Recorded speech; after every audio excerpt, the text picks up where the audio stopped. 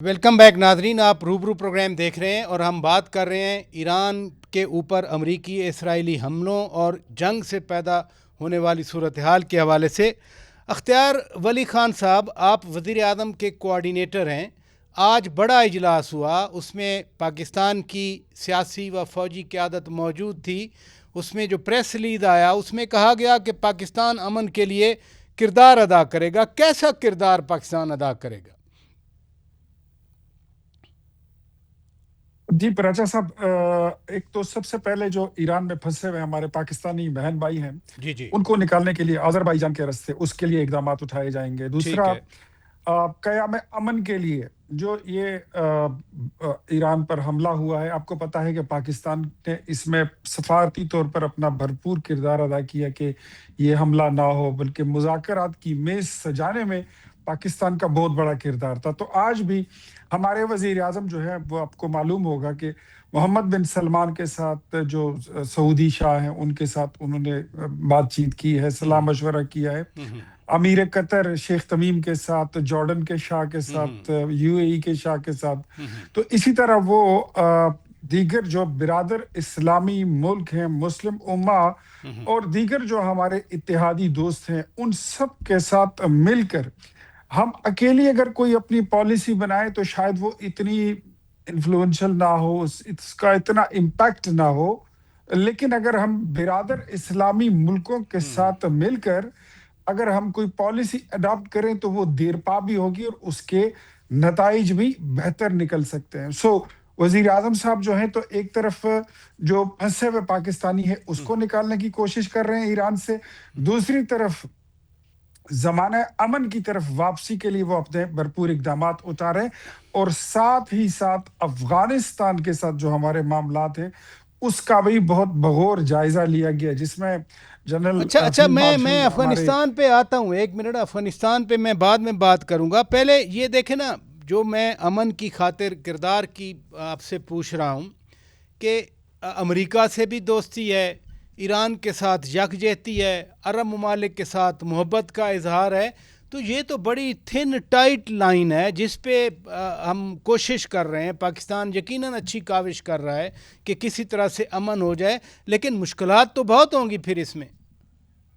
دیکھیں، میں آپ کو ایک بات بتاتا ہوں، یہ تاریخ میں پہلی بار ہوا ہے۔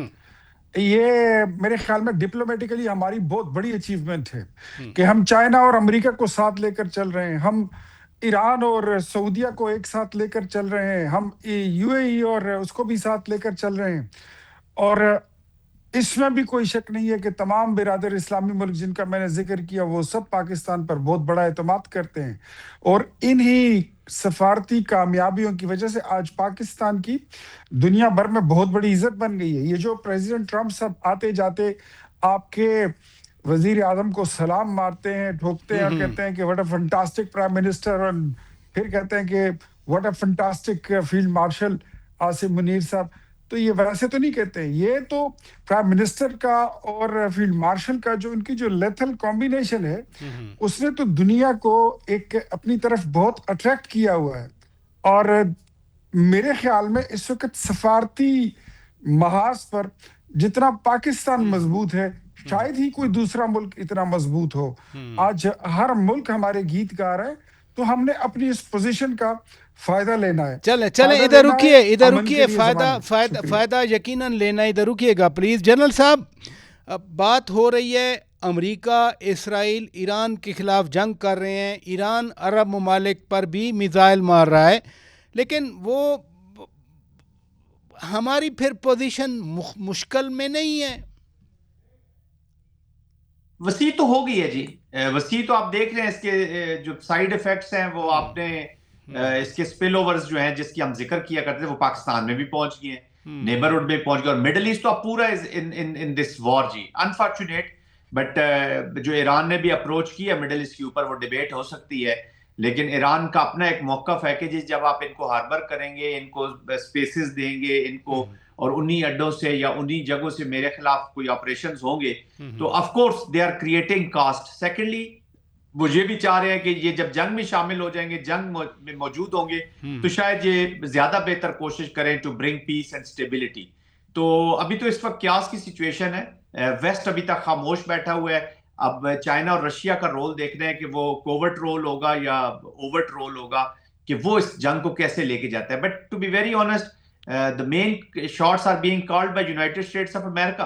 تو انہوں نے کرنی ہے, لیکن وہ چونکہ اس وقت نرغے میں ہے اسرائیل کے, نرغے کا لفظ میں اس لیے یوز کر رہا ہوں کہ I think President Trump has been pushed into this war جی, اور انہوں نے کچھ زیادہ اون کر لیا اس وار کو. ان کا جو خطاب بھی تھا وہ امریکن لوگوں کو بتا رہے تھے کہ ایز اف ایران ان کے لیے بہت بڑی تھریٹ ہے, اور انہوں نے پاسٹ کا بھی سارا حساب کتاب جو ہے نا وہ اسی میں چکانے کی کوشش کی, اس لیے وہ he has been narrating all the events 47 years. Doctor صاحب, جنرل صاحب, اس اسٹریٹجک کمپلشن جو ہیں وہ بھی بہت ہیں پاکستان کے لیے. مثلاً مشرق میں انڈیا ہے, ہم نے پچھلے سال ان کے ساتھ جنگ کی.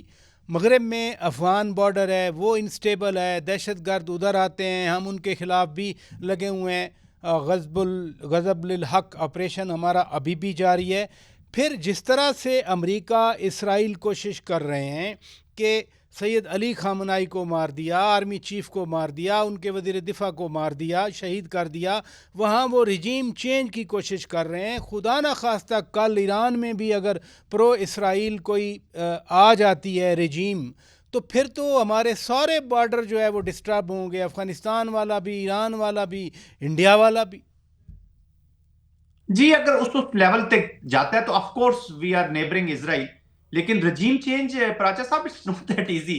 رجیم چینج کی بہت بات ہوتی ہے. ایرانینز ایک ڈفرنٹ اور کمپلیکس یہ ویب ہے جی پورا ان کا سسٹم ہے. دیکھیں انہوں نے اپنی کونسل بنا دی, اور ایون ابھی دیکھیں نا ان کے جو یہ پریزیڈنٹ جو ہیں موجودہ, یہ حالانکہ ریفارمسٹ ہیں, ان کے ریفارمسٹ ہونے کے باوجود یہ آئی تھنک آئیڈیولوجیکل جو فنڈامنٹل جو ان چیزیں ان کے بہت نزدیک ہی ہیں.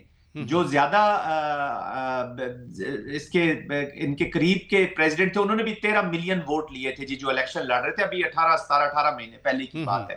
تو تقریباً 20 ملین کے قریب تو وہ لوگ ہیں جو اس پریزنٹ جو بھی سچویشن ہے ناراض ہوں گے لوگ ایران کے اندر.